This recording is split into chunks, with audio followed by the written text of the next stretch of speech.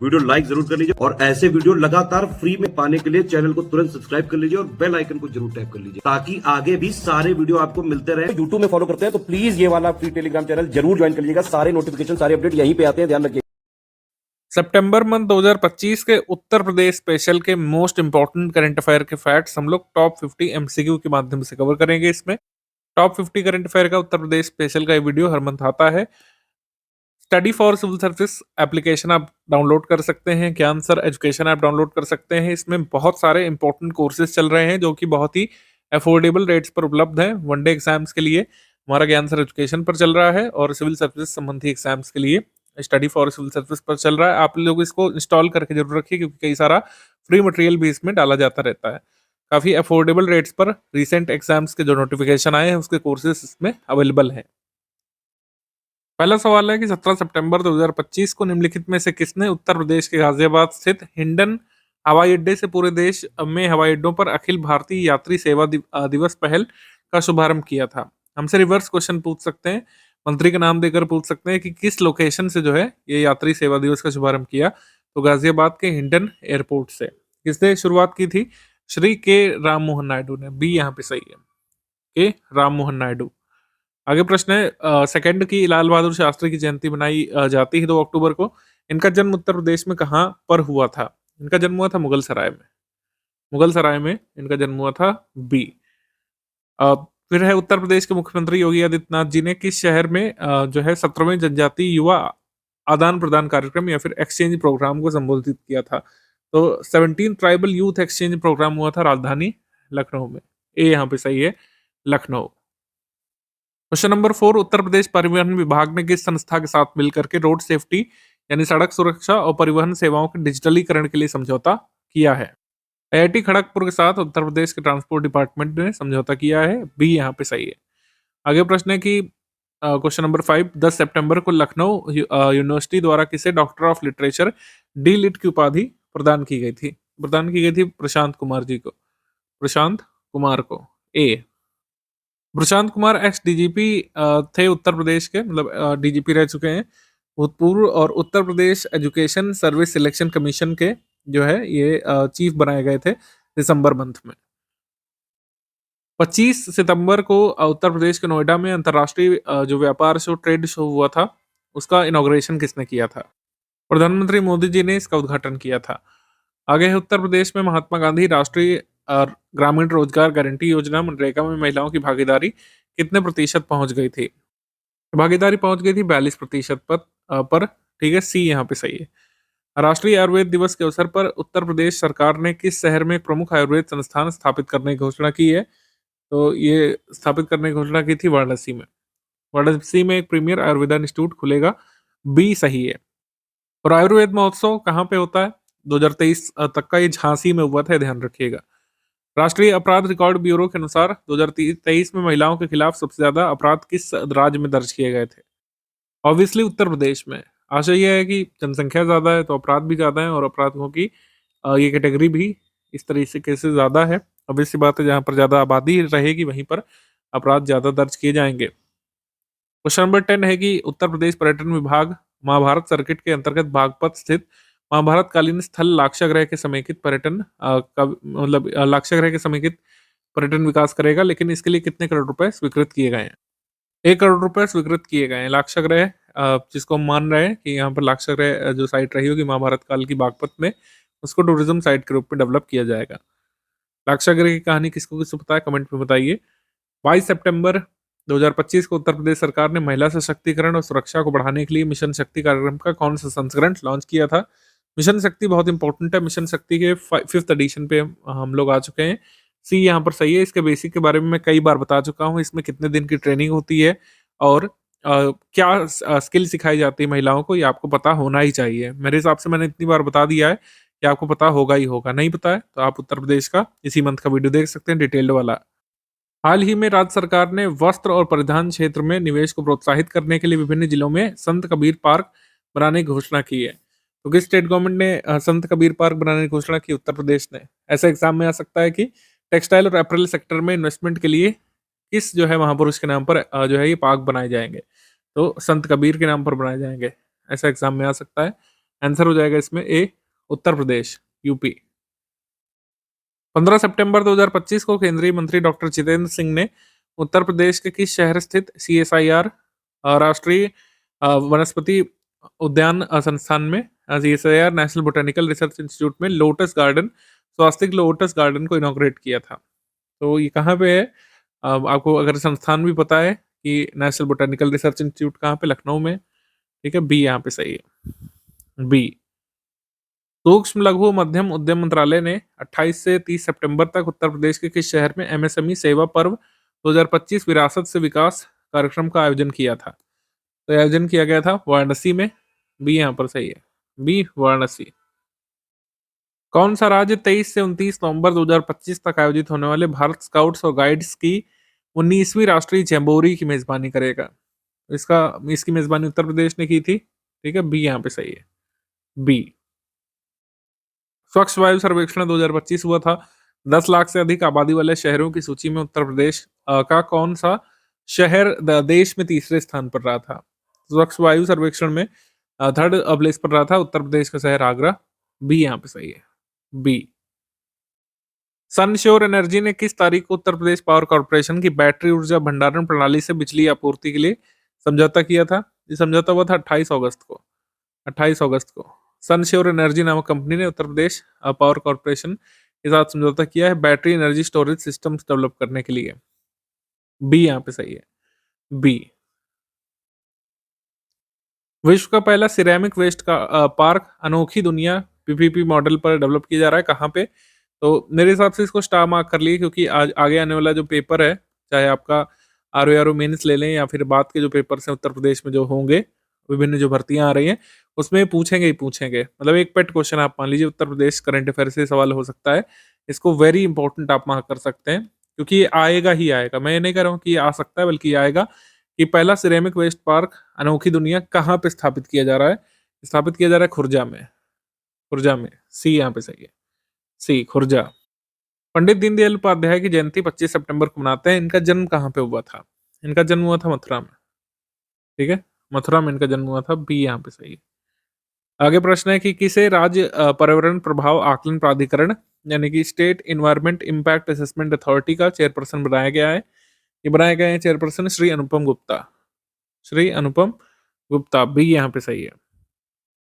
अगर आप इस निकाय का नाम पहली बार सुन रहे हैं तो ये आप जान लीजिए कि state environmental impact assessment authority एक स्टैट्यूटरी बॉडी है जिसको क्रिएट किया गया स्टेट लेवल पर एनवायरमेंटल क्लियरेंसेस देने के लिए एनवायरमेंट प्रोटेक्शन एक्ट के अंतर्गत, ठीक है, एनवायरमेंट प्रोटेक्शन एक्ट 1986 के अंतर्गत जो है इसको क्रिएट किया गया है। थोड़ा सा गलत टाइप हो गया था जो है इसको हमने सही कर लिया। एनवायरमेंट प्रोटेक्शन एक्ट के अंतर्गत ये स्टैट्यूटरी बॉडी, इसका काम है कि जितने भी स्टेट लेवल पर कुछ एक्टिविटीज होती है उनको क्लियरेंसेस देना, एनवायरमेंटल क्लियरेंस देना।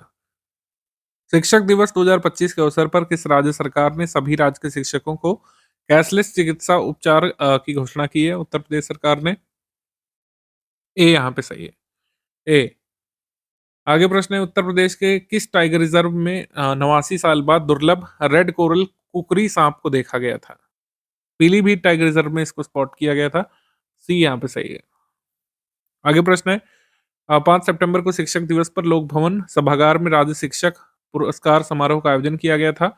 इस आयोजन में कुल कितने शिक्षकों को राज्य शिक्षक पुरस्कार सम्मानित किया गया? ध्यान रखिएगा राज्य शिक्षक पुरस्कार की हम बात कर रहे हैं, तो 81 शिक्षकों को सम्मानित किया गया था, 81। सभी के नाम रखना जरूरी नहीं है बिल्कुल, ठीक है। बेसिक शिक्षा के 66 और माध्यमिक शिक्षा के 15 शिक्षकों को उत्तर प्रदेश सरकार ने राज्य शिक्षक पुरस्कार से सम्मानित किया।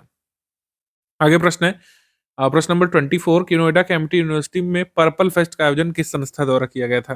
पर्पल फेस्ट का आयोजन किया गया था जो है भारतीय सांकेतिक भाषा अनुसंधान और प्रशिक्षण केंद्र के द्वारा और एमटी यूनिवर्सिटी नोएडा के द्वारा। आंसर उसमें सही हो जाएगा डी, बी एंड सी, दोनों के द्वारा किया गया था, बी एंड सी, ठीक है। पर्पल फेस्ट 17 से 19 सितंबर तक योगी आदित्यनाथ जी ने जो है इनॉग्रेट किया गया था विश्वकर्मा एक्सपो जो है, तो कुल मिलाकर हमको बताना है किसने किया था। तो chief minister of Uttar Pradesh ने किया था, मतलब आंसर में ही यहाँ पर दे दिया गया है क्वेश्चन में ये आंसर, तो कोई बात नहीं, इसमें ये पूछा जाएगा किसने इनॉग्रेट किया था।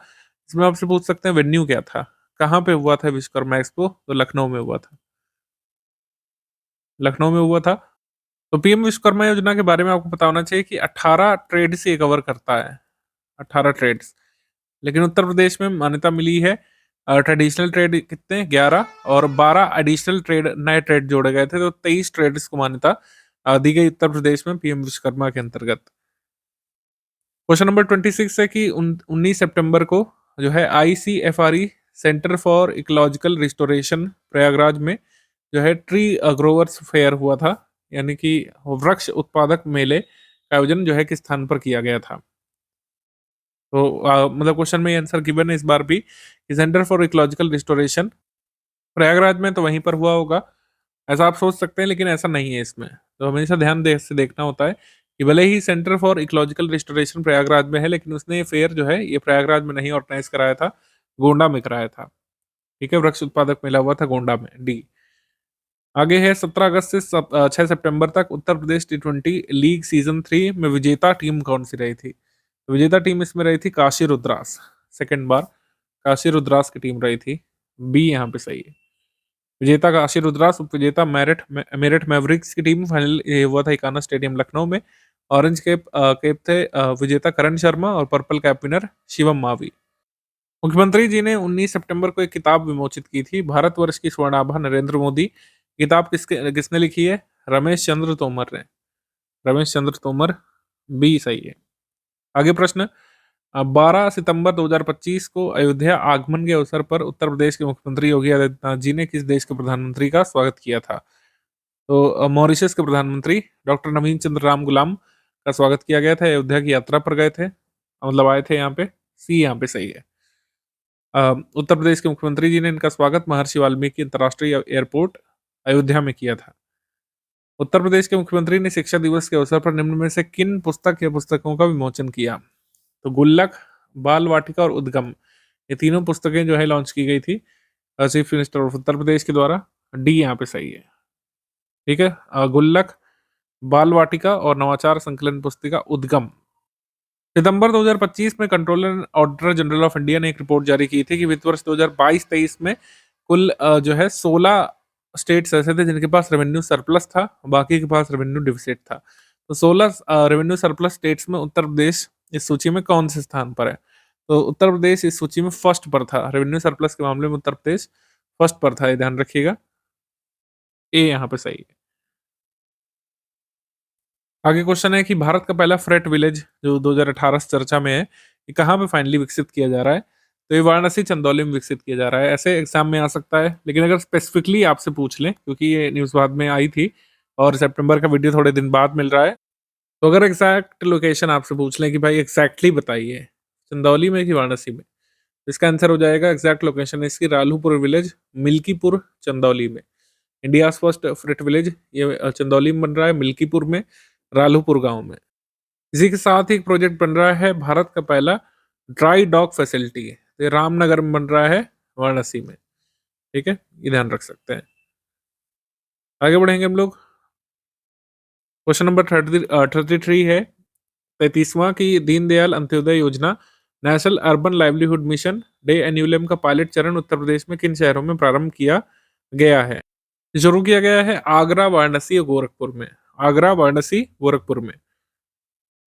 सितंबर 2025 में उत्तर प्रदेश परिवहन विभाग ने एक महत्वपूर्ण निर्णय लेते हुए कितने वर्षों के बीच काटे गए नॉन टैक्स ई चालान माफ कर दिए हैं, यानी हेलमेट ना लगाने वाले चालान या फिर सीट बेल्ट वाले चालान, ऐसे छोटे चालान काट दिए गए हैं 2017 से 2021 के जो पेंडिंग थे, लिटिगेशन कम करने के लिए और जो है भीड़ कम करने के लिए ये किया गया है। क्योंकि जो ई चालान है ज़्यादातर लोग इसको भरते नहीं है और फिर उनके नाम मुकदमा हो जाता है, तो मुकदमेबाजी काफ़ी बढ़ जाती है। तो कई बार सरकार इसको माफ़ कर देती है, जो लोग भर देते हैं वो थोड़ा पछताते भी हैं खैर कि हमने क्यों भर दिया।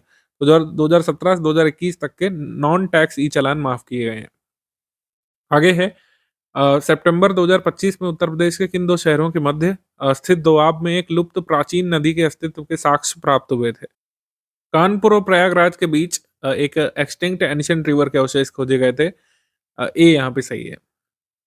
आगे प्रश्न है उत्तर प्रदेश को किस तिथि से युक्त धारा पोर्टल को जीआईएस आधारित भू स्थानिक योजना प्रणाली के साथ एकीकृत किया जाएगा ताकि एमजी नरेगा के अंतर्गत आने वाले कार्यों की वास्तविक समय में मॉनिटरिंग की जा सके और उसकी प्लानिंग की जा सके।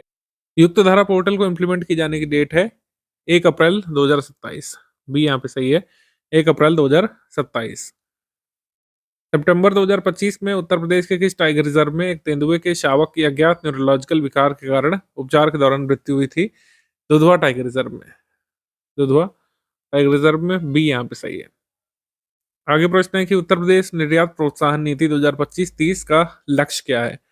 तो इसका लक्ष्य है निर्यात प्रोत्साहन नीति का एक सुदृढ़ निर्यात पारितंत्र विकसित करना, तो develop a strong export ecosystem in the state. बी यहाँ पे सही है, बी। आगे फिर उत्तर प्रदेश इलेक्ट्रॉनिक्स घटक विनिर्माण नीति जो आई है, इसका उद्देश्य क्या है? तो इसका उद्देश्य है उत्तर प्रदेश को एक जो है ग्लोबल इलेक्ट्रॉनिक्स मैन्युफैक्चरिंग हब के रूप में विकसित करना है। बी सही है।